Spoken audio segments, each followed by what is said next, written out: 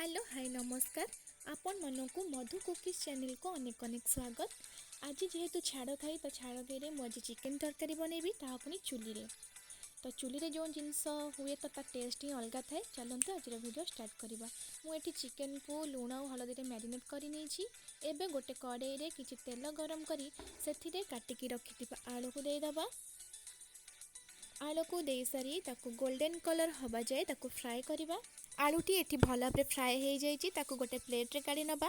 कड़ाई रे आउ किछि तेल गरम करी सेथिरे गोटे चामच जीरा, गोटे गुजराती, गोटे दालचीनी आउ गोटे तेजपत्र को दे ताकू भल भाव फ्राए करी नबा। एबे सेथिरे काटिकी रखिथिबा पियाज को दे दबा और पियाज को दे सारी ताकू भल भाव गोल्डन कलर हवा जाए फ्राए करवा।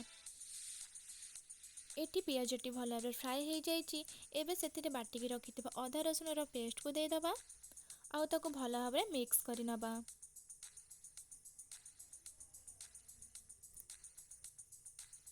एबे सेथिरे किछि हल्दी गुंड आ स्वाद अनुसार लूण को दे भल भाव मिसई नबा। जेहेतु आमे लूण आ हलदी रे चिकेन को आगरू मैरिनेट करी रखिथिले सेतिपई मु एठी अल्प लूण आ हल्दी को देछि। एबे सेतिरे धनिया गुंड, लंका गुंड, जीरा गुंड आ चिकेन मसला को दे भल भाव मसलाटी को कषि नबा।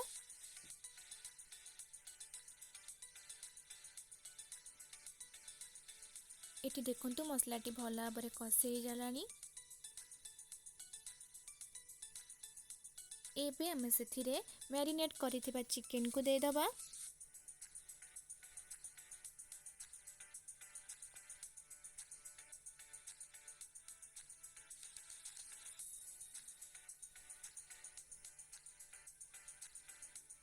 एबे चिकेन सब को दे सारी ताकू भल भाव गोळै नबा।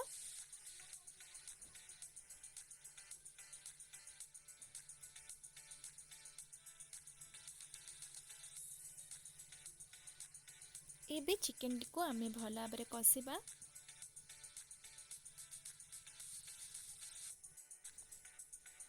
एठी चिकेन टी भल भाव कषि हो गलानी और चिकेन रो कलर भी चेंज हो गलानी। एठी चिकेन को आमे जेते भल भाव कषिबा तो चिकेन तरकारी टेस्ट ही अधिक आसे।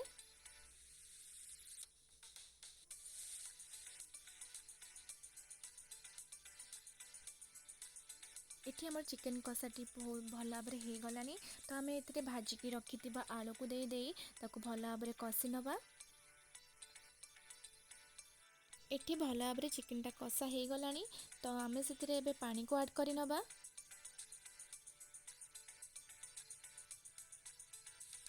पानी दे सारी एबे ताकू सिझिबा पई छाडी नबा। एबे देखंतु चिकेन तरकारी भल भाव सिझी गलानी। एबे हम सेतिरे गोटे चामच गरम मसला और कटा धनिया पत्र को दे दबा।